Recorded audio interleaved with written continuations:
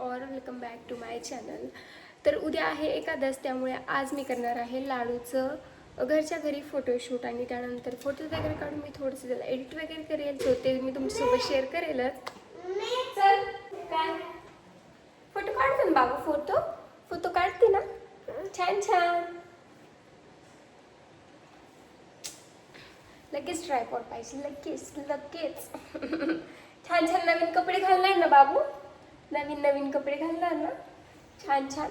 चल चल आपण छान कपडे घालायचं. सो लाडू जस्ट आत्ताच उठलाय झोपून आणि तेवढ्या वेळात मी त्याचे कपडे शोधून त्याला इस्त्री वगैरे करून ठेवली होती आणि त्याने आत्तापर्यंत एकदाही घातली नाही आहे. सो हा आहे लाडूचा ड्रेस, त्याचा अजून टॅगसुद्धा काढलेला नाही आहे. मस्त धोतर आहे आणि त्याच्यावरती हा कुर्ता आहे. टॅगसुद्धा नाही काढलेला आहे आणि लाडू हा पहिल्यांदाच घालतोय आणि मी घेतानाच थोडासा मोठा घेतला होता, कारण की हे असे कपडे आहेत ना घालणं होत नाही. सो मी घेताना थोडा मोठा घेतला होता, कारण की हे असे कपडे घालणं होत नाही, फक्त एकादशीला घालतो आणि ते सुद्धा थोड्या वेळासाठी. त्यामुळे हे असे कपडे घालणं होत नाही. आणि मागच्या वर्षी जेव्हा शिवला घेतला होता त्याला स्कूलमध्ये घालायचा होता, त्याच वेळी लाडूला सुद्धा घेतला होता, पण मी घेतानाच मोठ्या साईजमध्ये आणला होता की जर का लगेच नाही वेअर केला तर तो लगेच लहान होईल. सो मी मोठा आणला होता आणि आता मी लाडूला तो ड्रेस घालणार आहे, त्याला मस्तपैकी टिक्का वगैरे लावणार आहे. तुला बाऊ कुठे झाला दाखव, बाऊ कुठे झाला दाखव, बाऊ बाऊ बाऊ, हाताला हाताला हाताला हाताला, बापरे. आणि काल ना लाडूला भाजलं इस्त्रीने. ॲक्च्युली मी निघायचं म्हणून माझ्या कपड्यांना इस्त्री केली आणि इस्त्री साईडला ठेवली, कारण की मला माहिती आहे की लाडू आहे ना इस्त्री घेणार, म्हणून मी ती साईडला ठेवली आणि त्याला मी नवीन कपडे घातली आणि त्याला मी सांगितलं की आपल्याला भूर जायचं, त्यामुळे तो खुश झाला आणि टेबलवर उभा होता आणि तो डान्स करायला लागला. सो डान्स करता करता त्याचा एक पाय पटकन हे झाला आणि तो खाली पडला आणि जसा तो पडला ना तर ती इस्त्री उभी ठेवलेली होती तशी ती त्याच्या हातावर पडली आणि त्याला इतकं भाजलं, म्हणजे ते तेव्हा अजिबात दिसत नव्हतं. मला असं वाटलं की थोडासा त्याला चटका लागला असेल, कारण की इस्त्री बंद होती आणि मला वाटलं की थोडासा चटका लागला असेल त्यामुळे तो रडतोय. पण नंतर संध्याकाळी ना ते खूप डार्क झालं आणि जेव्हा भाजलं तेव्हा काहीच नाही, थोडंसं लाल होतं आणि त्यानंतर संध्याकाळी ते इतकं विचित्र झालं ना की बस रे बस, मला बघूसुद्धा वाटत नाही, इतकं भाजलं आहे. लाडू दाखव, बाऊ बाऊ दाखव ना पिलू, बाऊ दाखव, बाऊ बघू बघू. हे बघा खूप भाजलंय दादू, किती भाजलं माझ्या पिल्लाला. बरं नाही, सॉरी सॉरी सॉरी म्हणती मम्मा, सॉरी. तू पण बोलतो. लाडू चल ना कपडे घाल बाबू, चल मस्त मस्त कपडे घालायची, चला.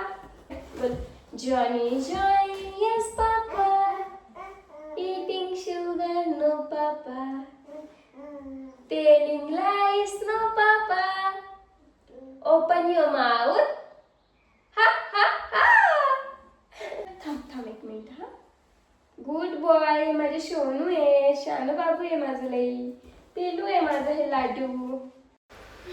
तर लाडूला मी पटकन ऑफ कॅमेरा ड्रेस घातला, कारण की इतर वेळी ना लाडू इतका आवडीने ड्रेस वगैरे घालतो नवीन आणि कुठे फिरायला वगैरे जायचं म्हटलं की लगेच रेडी होतो. पण आज त्याची इतकी नाटकं चालू होती, आता ती तुम्हाला पुढे दिसतीलच.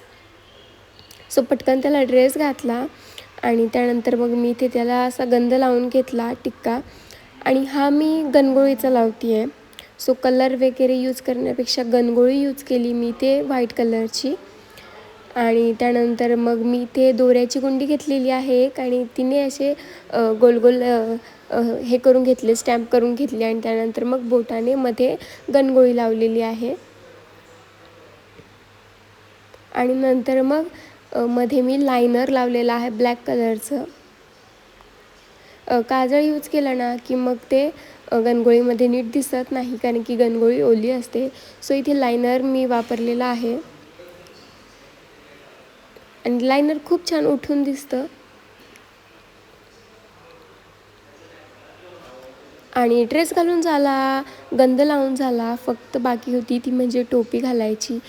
पण लाडू काहीच केल्या टोपी घालतच नव्हता आणि मी घातली की तो लगेच काढून टाकायचा.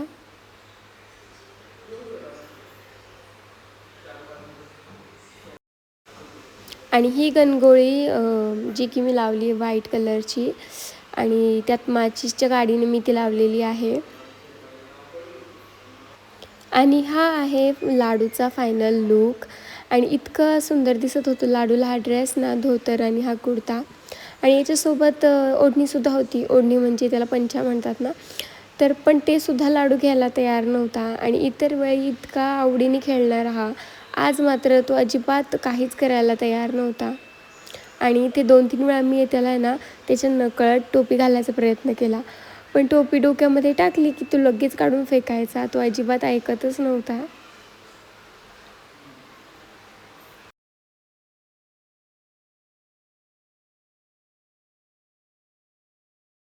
सो लाडूला मी ड्रेस घातला आहे, पण त्याची अजिबात इच्छा नाही आहे फोटोशूट करायची. आणि इकडे किचनवरती चढला आहे. लाडू फोटो काढ ना प्लीज.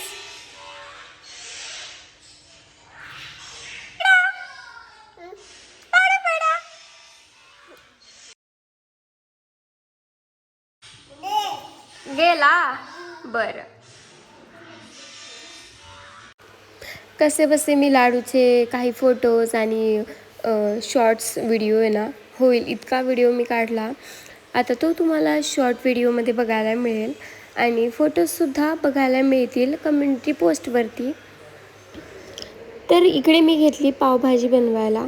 आता पावभाजी तर सगळ्यांच्या घरी बनतच असेल आणि मी माझ्या मागच्यासुद्धा व्हिडिओजमध्ये पावभाजीची रेसिपी शेअर केलेली आहे, पण तरीसुद्धा पुन्हा एकदा मी सांगते.